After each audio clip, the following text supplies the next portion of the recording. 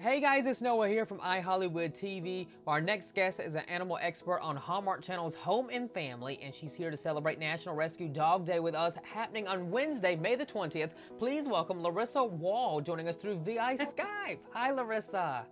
Hi, thank you for having me. And my baby, this is my rescue dog, Piggly. I've got a foster dog down by my feet, and we're coming to you from my home. So thanks for having me. Hi, Piggly.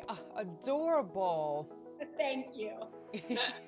So Larissa, I want to point out that you've helped more than 2,000 animals find their forever homes, but let's jump into some burning questions I'm sure a lot of viewers want to know the answers to today. So first up is, during this time of social distancing and staying home, so many are lonely out there, so they're buying furry friends and welcoming pets into their homes, which I think is so lovely, so great. But why should families now not purchase a pet from Craigslist? Because if shelters and rescues are seeing so many adoptions, why is Craigslist not really a safe idea? Oh, thank you for asking this. It's so important. And first, I do want to preface this with the fact that Craigslist as a site is awesome. I love Craigslist. Right, yeah. Craigslist. I've looked for, people to help with things around the house. So nothing to do, nothing negative about Craigslist. Here's the thing. Nobody's regulating Craigslist when it comes to the animal section, unfortunately. I mean, there are rules. There are things you should and shouldn't post, but a lot of times people don't really adhere to them. And anytime there's money involved, there can be scammers that follow. And Craigslist Pets is no exception.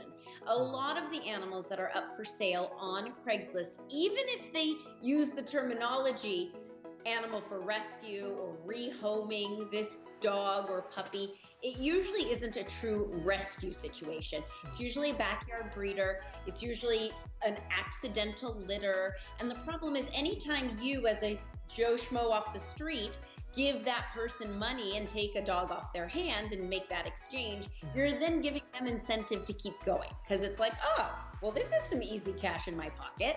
There's a lot of things and a lot of reasons that I would urge people not to turn to any site like that. Do your research, go to a well-known rescue or shelter, and that way you always have a support system if there's also a problem that you need help with.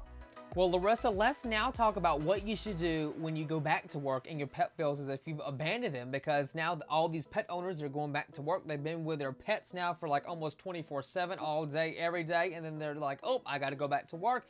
Here's your bowl of food. Here's some of your toys. What are some of the products now pet owners should use to help ease the transition when they're going back to work so your new pet won't freak out as bad? Yeah, no, it's so true, because here's the thing. We're all with our dogs right now 24/7, and a lot of us have rescued during this time. We have no idea how that animal is going to react when we leave. I love interactive dog toys like Kongs or snuffle mats that you can purchase or even make yourself if you're really crafty. Anything that gets to use all their senses and kind of tire them out in order to get to their prize. So like a Kong, you can freeze, you can put some peanut butter in or bone broth I do that or whatever. for my dog too. A Kong. She loves a Kong. It keeps her entertained. I have a little Maltese, Bella. She loves a Kong. She'll just be pawing away at her Kong and gnawing and chewing all over it. But I will also say, as a safety precaution, only if you are going to leave them with an interactive puzzle toy of whatever type, make sure it's one that they can't rip apart. You know your dog best. You know how their bite is. If they easily get through toys and can break them down, do not leave them unsupervised with them. You don't want them inserting things into their body where they have to have surgery, No, and God forbid you're not home and something goes wrong. I mean, that's, that would be horrific. So there's also a product I love called Relaxo Pet. It's a little speaker that has noise, like a music to it. And there's two different kind of functions. One is audible to humans and dogs and plays this nice relaxing music. One is just audible to dogs. It's kind of this infrared wave. I don't know the science behind it, but this technology that's so cool. And here's the thing, you know your dog best. If you have a highly anxious dog, purely getting a piece of equipment isn't necessarily going to solve everything. You need to work with your dog. And I always say exercise is one of the best things you can do, especially if you are going to work. Exercise them in the morning before you go. A tired dog is a happy dog. The other thing is, start leaving them home alone now. We can't. Even if you can't go to work for 8 hours, go outside for 5 minutes. go outside for 10 minutes, leave them downstairs and go upstairs for 10 minutes. Whatever it is, create some distance between you now.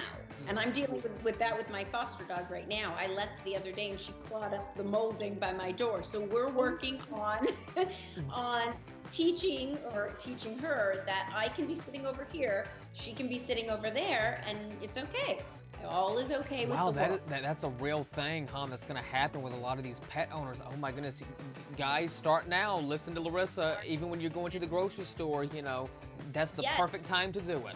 Larissa Wohl for National Rescue Dog Day right here, everyone. I love you so much, Larissa. You are just fantastic. And you can catch her weekdays on Home and Family. That's right.